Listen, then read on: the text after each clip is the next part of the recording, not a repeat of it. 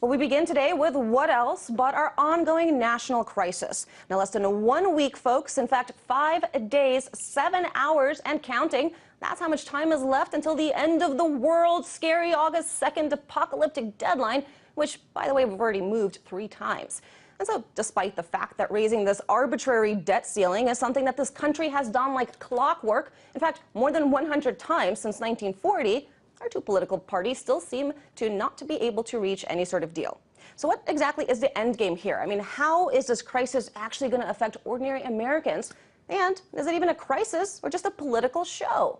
Now, I don't know about you, but I tend to follow the money when it comes to the truth about economic issues. So let's hear from someone who has boatloads and boatloads of it. Jim Rogers is the co-founder of the Quantum Fund. He's also the author of A Gift to My Children, A Father's Lessons for Life and Investing. Now, earlier, I had a chance to chat with Jim about all the crazy frenzy here in Washington. Take a look at what he had to say.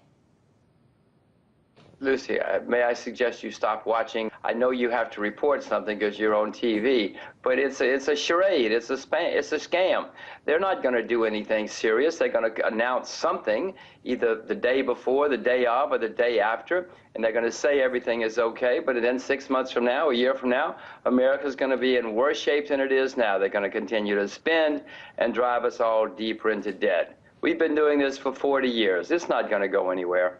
Now, Jim, to just bolster your point, in fact, we saw White House officials on Thursday evening calling all the top bankers, essentially saying, guys, don't worry, there's not going to be an actual default, even if the debt cap isn't raised. So that begs the question, what's the point? What's the point of this charade? What's the point of, worrying people? I mean, I'm glad I got something to cover here as a journalist, but come on.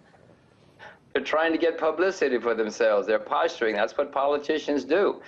Lucy, the studies show that the people who are good politicians are the people who are good at playground when they were in grammar school. And these guys are at playground, yet again, only it's with our money and it's driving America deeper into debt. America's the largest debtor nation in the history of the world. It's just getting worse. Lucy, we had something called the Grace Commission 25 or 30 years ago that said we got to stop this. And then they passed a law, Congress, the Graham-Rudman law, saying no more deficit spending. Well, they've all forgotten that and ignored that. We've been doing this annually for decades. Ignore them. Well, it seems like not only do they have the behavior of toddlers, but they certainly seem to have the memory of toddlers. But, Jim, to go back to something you said earlier, I mean, when you say that even if we do reach this deal, everything looks great for a little while, but 6 months to a year it gets worse, what do you mean when you say it gets worse? I mean, it's easy to talk about these abstract terms, but if you look at the facts, 14.1 million Americans unemployed, over half of all American families live from paycheck to paycheck, more than 44 million are in food stamps. I mean, what's that going to look like for those of us who can't move to Singapore? We're all going to continue to get deeper and deeper into debt. Lucy, they've been spending a lot of money, and the people who've been receiving that money think they're better off, and they probably are. They got more money in their pocket. But the overall situation, Lucy, is getting more and more serious. America's now the largest debtor nation in the history of the world. This cannot go on forever. Yes, eventually the creditors are going to say, listen, no more. That's the end of the line. You think the problems are bad now. You wait till we don't have any more credit. You wait till the currency is collapsing. You wait till interest rates are going through the roof and inflation is going through the roof. It's not going to be a pretty picture. There's going to be social unrest. It's going to be a mess. But we better deal with it. The sooner we deal with it, the better. If we deal with it now or last year or even this year, we might have a hope after some periods of very, very painful periods. Then we can start over. But as you said, Jim, you've been around a long time, and they've been talking about this a long time, and they're not going to take the massive kinds of cuts that they need to take to the spending in order to get the situation under control. So, I mean, what's the future going to look like? Are we going to go back to agrarian economy? I mean, I thought I'd keep teaching my kids science and Chinese. Is it going to be firewood and field plowing? Well, I'm glad you've been attentive, Lucy, because unfortunately it's going to be that way. In 1918, the UK was the richest, most powerful country in the world. Within 3 decades, they were bankrupt and they were bailed out by the IMF. It was not a pretty sight in the UK 3 generations later. We've had a lost decade in America because we refused to deal with reality. Prepare yourself for another lost decade or more, depending on how bad things get down there. Now, Jim, I want to ask you a little more personal question. I know you've talked about this a while. In some ways, you're sort of the all-American golden boy. You were born next door to us here in Maryland, bred in Alabama. What the heck are you doing all the way in Singapore? Are things that bad here in the U.S.? Well, no, I'm still an American citizen. I'm an American voter. I'm an American taxpayer.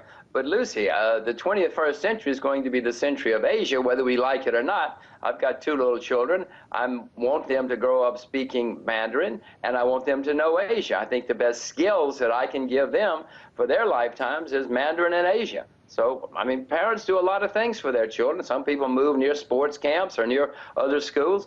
We moved here so our children can grow up speaking Mandarin and knowing Asia. But let me ask you, I mean, if you say that things are so bad here and our politicians certainly can't seem to get their act together, why not renounce your citizenship? Why not wash your hands of this whole economic mess and move on? Well, I haven't done that. I mean, I will go and consider that if that's if that's your suggestion, but I don't see doing that anytime soon. Well, so then are things maybe not that bad? Do we have a chance of turning this whole mess around? Well, I don't see any chance of our turning it around. We will have rallies certainly along the way, but unfortunately, I don't see, countries that have gotten themselves into this situation, Lucy, never do anything until there's a crisis or a semi-crisis. When we have our crisis or our semi-crisis, and I hope it's years away, but it's probably not, then maybe we will start taking some serious action, or the market will force us to take serious action. So this what we're seeing right now. That's not a crisis. 14.1 million unemployed, 44 million on food stamps. That's not even the tip of the iceberg. Lucy, the New York, the stock exchange, the Dow Jones Industrial Average is near its all-time high. What kind of crisis is that when the financial markets are all fat and happy and most people are well off? I mean, yes, there are people that are despondent and suffering right now. But that's not a crisis. Wait till there's a crisis. Look around the world. Look at what happened in Iceland. Look at some of the other serious crises we've had in the past 3 or 4 years. Then you'll understand what the word crisis means. All right. And then I want to get a little more personal and ask you about an old buddy of yours, someone you used to work for by the name of George Soros, with whom you, of course, co-founded the Quantum Fund with. Now, he's getting out of the whole hedge fund business. What do you make of it? I didn't even know about it. I mean, I haven't been in the Quantum Fund for over 30 years. You might as well ask me about my first wife, Lucy, or where I went to college or something. This is all far, far away in my life. Oh, well, I'm surprised to hear that. So you don't think it signifies anything if the man most famous for hedge funds gets out of the business? I just don't know anything about it. I mean, you have to ask him. I know nothing about it. You're telling me something I don't even know. All right, Jim. Well, look, I'm not a rich lady, but let's just say I win the lotto tomorrow. What's your investment advice for me? What should anything here in this country that's worth investing for me? I would not invest in anything, Lucy, unless you know what you're doing. I happen to, the things I own in the U.S., I own the U.S. dollar at the moment. I own commodities in the U.S. But mainly, don't listen to me. Don't listen to people on TV.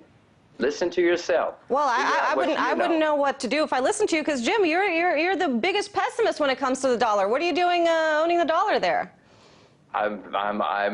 You're right. I'm one of the most pessimistic people around about the dollar. But everybody's pessimistic on the dollar, Lucy, which is why I own it. I've been investing long enough to know that when everybody's on one side of the boat, you ought to go to the other side of the boat for a while. So I own the U.S. dollar. Who knows if I'm right? I make plenty of mistakes.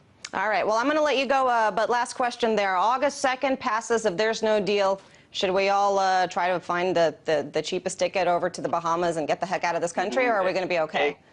Ignore it. Ignore it. Well, even if they default, quote, default on August 2nd, August 3rd, August 4th, they're going to be back playing the same old games. Go to the playground and play with these guys if that's what you need to do. I know you have to report it, as I said before, but I'm paying no attention. It has no effect on my investment decisions.